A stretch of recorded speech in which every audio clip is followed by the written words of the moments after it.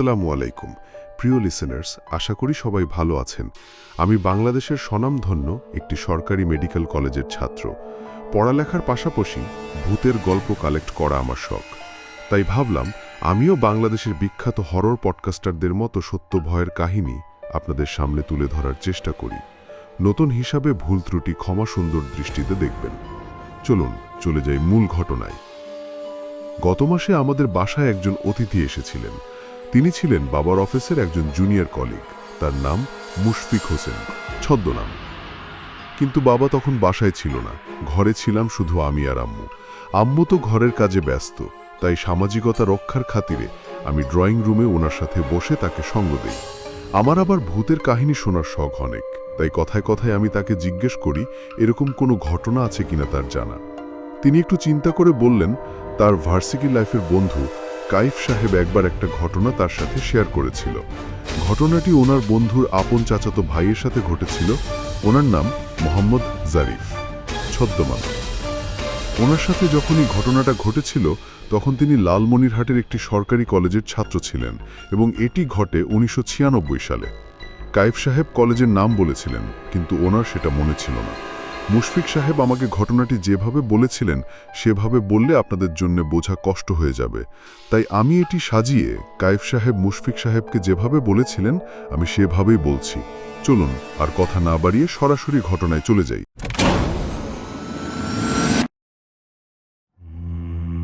সালটা তখন 1996। জারিফ তখন ফার্স্ট ইয়ারের স্টুডেন্ট। হলে থাকত। 3তলা হলের টপ ফ্লোরে তার সিট ছিল। হোস্টেলটা বড় কিন্তু পুরনো। জায়গায় জায়গায় স্যাঁতসেঁতে, বাথরুমে পানির কল ঘর ঘর শব্দ করে, আর রাতে বাতাস চললে জানালার কাঁচ টিনের ছাদের মতো কাঁপে। ঘরে জারিফ ছাড়া ছিল আরও 2 রুমমেট, রিয়াজ আর মামুন। তাদের নাম মনে ছিল না ওনার, তাই আমি 2টি নাম দিলাম। 3জনই ইন্ট্রোভার্ট টাইপ, কেউ বেশি কথা বলে না। হলের রুম বিন্যাস কিভাবে ছিল সেটা নিয়ে একটু বলি। গেট দিয়ে ঢুকলেই সিঁড়িটা নাচখান উঠে যেত একদম ছাদ পর্যন্ত। প্রতিটা তালায় সিঁড়ির দুপাশে 6টি করে রুম এবং 2 মাথায় 2টো ওয়াশরুম। 1 আর 2 তলায় মোটামুটি যথেষ্ট ছিল সবার জন্য। ওরা 3জন সহ আরও কয়েকজনের আর জায়গা হয়নি সেখানে, তাই তারা 3 তলায় উঠতে বাধ্য হয়। 1 রুমে 4জন থাকার মতো ব্যবস্থা, কিন্তু সম্পূর্ণ ফ্লোর ফাঁকা রেখে 1 রুমে সবাই গাদাগাদি করে থাকার মানে হয় না, তাই তারা 3জন করে ভাগ করে নেয় রুমগুলো। জারিফরা পশ্চিম পাশ থেকে 2 রুম পরের রুমটা চয়েস করে। রুমটা অন্যান্য রুমের চেয়ে তুলনামূলক ভালো ছিল। তাই চলুন এবার যাওয়া যাক মূল ঘটনায়। হলের পশ্চিম পাশের কোণার যে ঘরটি ছিল সেটার দরজায় কাঠ লাগিয়ে পেরেক মেরে আটকে রাখা ছিল, যেখানে অন্যান্য ফাঁকা ঘরগুলোতে সাধারণ তালা লাগানো ছিল। তারা ভাবল সব দরজায় তালা লাগানো, কিন্তু এটা এরকম আলাদাভাবে কাঠ দিয়ে সিল করা কেন? তবে তারা এ বিষয়ে এত মাথা ঘামায়নি। হলে উঠেছে 2 মাস হয়েছে মাত্র। একদিন দুপুরে ক্লাস শেষ করে এসে জারিফ রুমে শুয়ে শুয়ে গল্পের বই পড়ছিল। বাকি 2জন রুমে ছিল না। বই পড়তে পড়তে ঘুম ধরে তার। হঠাৎ করে একটা ধ্রুম ধ্রুম শব্দে পুরো রুমটা একটু কেঁপে ওঠে। দেয়ালে অনেক জোরে জোরে হাতুড়ি দিয়ে বাড়ি দিলে যেরকম মনে হয় সেরকম। জারিফের হাত পা হালকা কেঁপে ওঠে। ঘুম ঘুম ভাব থেকে হঠাৎ করে জেগে উঠলে যেরকম হয় সেরকমই। ও ভাবল এখানে আবার কি হলো, ভূমিকম্প নাকি? কিন্তু ঘুমের ঘোরে থাকায় ও সেটাকে মনের ভুল ভেবে উড়িয়ে দেয়।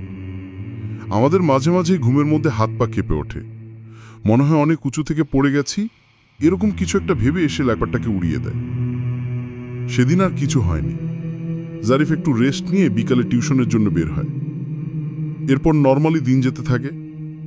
কিছুদিন পর জারিফ খেয়াল করে রিয়াজ একটু অন্যমনস্ক হয়ে থাকে, কি যেন চিন্তা করো সব সময়।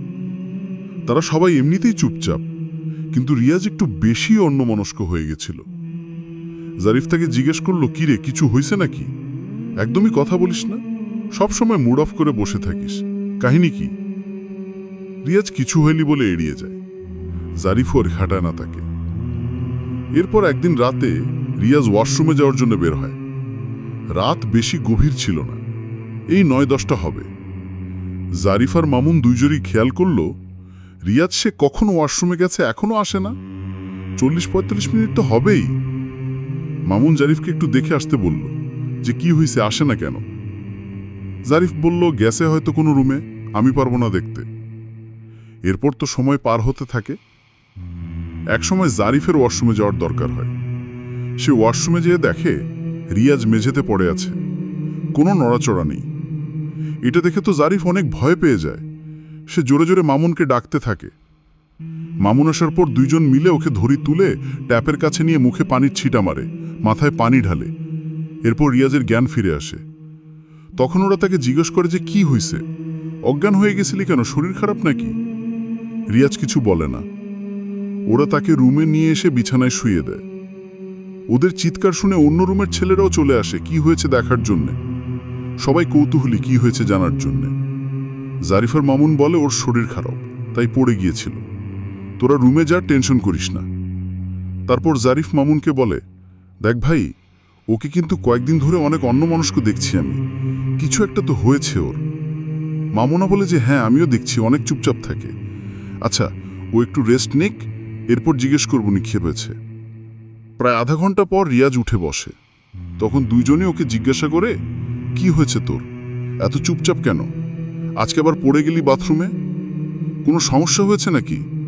সমস্যা হলে আমাদেরকে জানা, যদি সাহায্য করতে পারি, রুমমেটই তো আমরা তোর। তখন রিয়াজ একটু একটু মুখ খোলে। ও যা বলল শোনার পর তো তারা কেউ বিশ্বাসই করতে চায়নি প্রথমে। ওরা ভেবেছিল হয়তো ব্যক্তিগত বা পারিবারিক কোনো সমস্যা, কিন্তু ব্যাপারটা যে এরকম হবে তারা ভাবতেও পারেনি। রিয়াজ বলল, কয়েকদিন আগে আমি টিউশন শেষে রাত 10টার পর হলে ফিরি। 3 তলায় ওঠার পর যখন রুমের সামনে আসলাম, তখন বাথরুমের পাশে রুম থেকে একটা আওয়াজ শুনি, কে যেন দেয়ালে খুব জোরে জোরে লাথি মারছিল। তখন বাকি দুইজন বলল, কই, আমরাও তো রুমে ছিলাম, তখন আমরা তো কিছু শুনিনি। রিয়াজ আবার বলতে শুরু করলো, আমি ভেবেছিলাম এটা আমার মনের ভুল, তাই রুমের দরজার সামনে গেলাম, তখন শব্দটা হচ্ছিল না। আমি গুরুত্ব না দিয়ে যেই না রুমে ফেরত আসতে গেলাম, তখন হঠাৎ করে ওই দরজায় হালকা টোকা দেওয়ার শব্দ পাই। খুব ভয় পাই তখন আমি, তাও ভাবলাম হয়তো কোনো ইঁদুর এরকম করছে। এটা ভেবে আমি রুমে চলে আসি।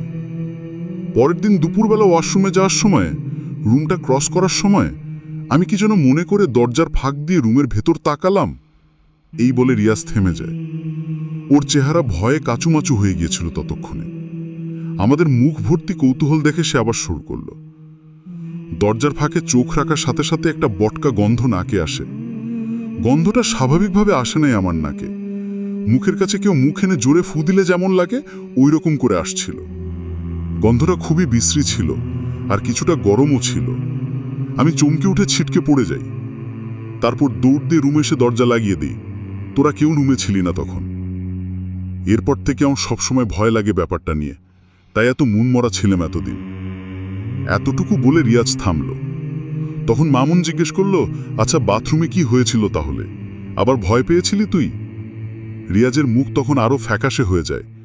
কাদো কাদো হয়ে জারিফের হাত শক্ত করে ধরে বলে, আমি বাথরুমে কাজ শেষ করে বের হব, তখন আমি দরজার কাছে এসে পিছলে পড়ে যাই।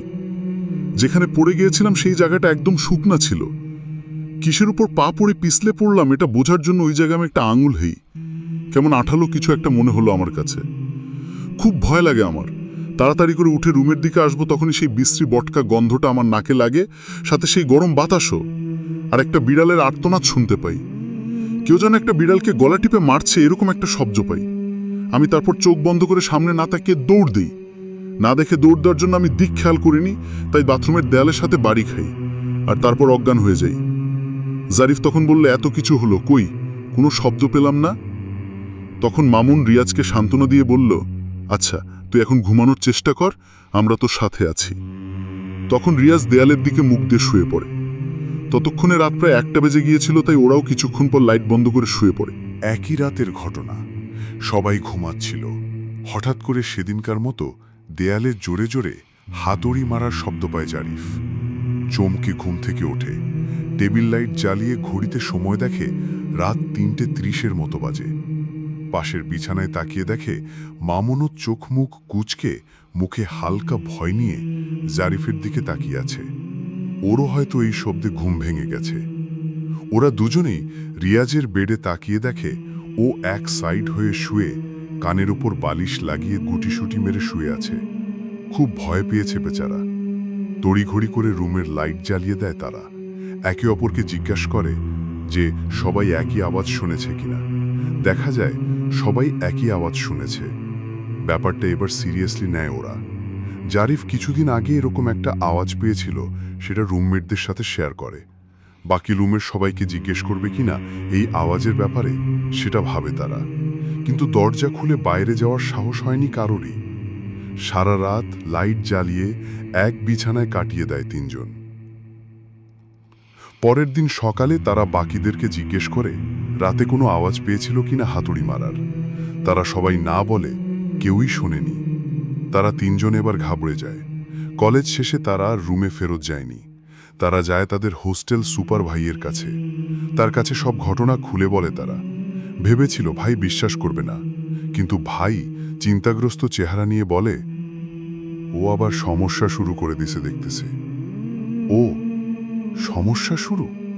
কি বলতেছেন ভাই এগুলা? হোস্টেল সুপারকে জিজ্ঞেস করে রিয়াজ।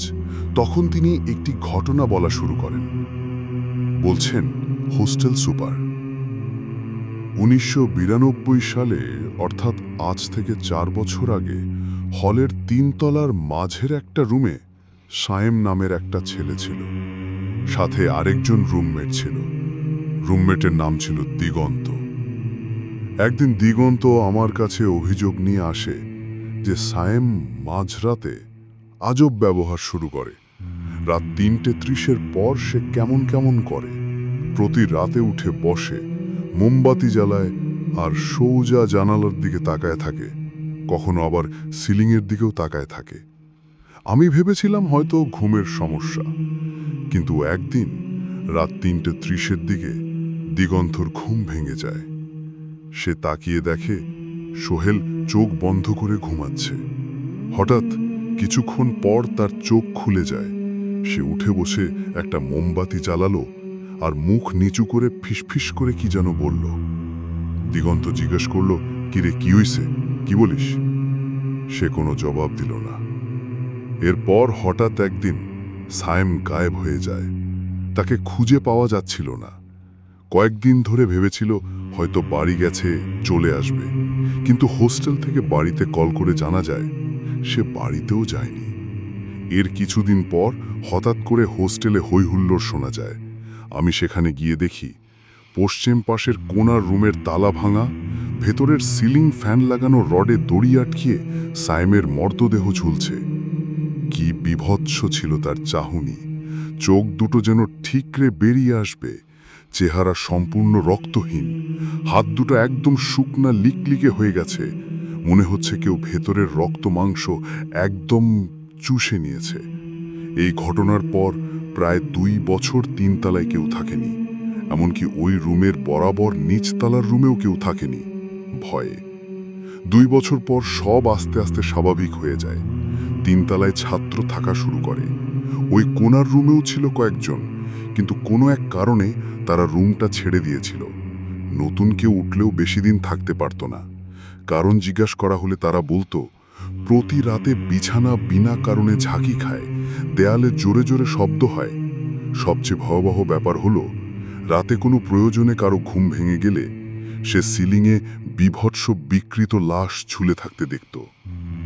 এ ব্যাপার জানাজানি হয়ে গেলে ওই রুমটা পার্মানেন্টলি বন্ধ করে দেওয়া হয়। আর হ্যাঁ, সায়েমের সাথে একটা বিড়াল ঘুরত। সায়েমের ঝুলন্ত বডির নিচে ওই বিড়ালের মৃতদেহও পাওয়া যায়। সেটার ভুঁড়ি কোনো বিশাল থাবা বিশিষ্ট প্রাণী এক থাবায় বের করে এনেছিল। এ তো সব কাহিনী শুনে তো আমাদের আত্মারাম খাঁচা ছাড়া হওয়ার মতো অবস্থা। আমরা আর হলে উঠিনি। সেদিন রাতটা কোনো রকমে একটা বন্ধুর বাসায় 3 জন কাটিয়ে পরের দিন 3 তলার পূর্ব পাশের একটি রুমে শিফট হয়ে যাই। এরপরে এলাকার মডেল মসজিদ থেকে 5 ওয়াক্ত নামাজ পড়ানো হুজুরকে নিয়ে আসা হয় এবং তিনি এসে রুমটি দোয়া পড়ে বন্ধ করে দেন। 1 সপ্তাহ পরে হোস্টেল সুপার প্রিন্সিপালের সাথে পরামর্শ করে রুমের দরজায় সিমেন্ট মেরে বন্ধ করে দেয় এবং পাশের দুটি রুমেও ভারী তালা লাগিয়ে বন্ধ করে দেয়। এরপর থেকে আর কোনো সমস্যা হয়নি হোস্টেলে। আশা করছি আপনাদের আজকের ঘটনাটি ভালো লেগেছে। ভালো লাগলে লাইক, কমেন্ট, শেয়ার করে এই নবাগত ইউটিউবারের পাশে থাকার অনুরোধ রইল। আল্লাহ হাফেজ।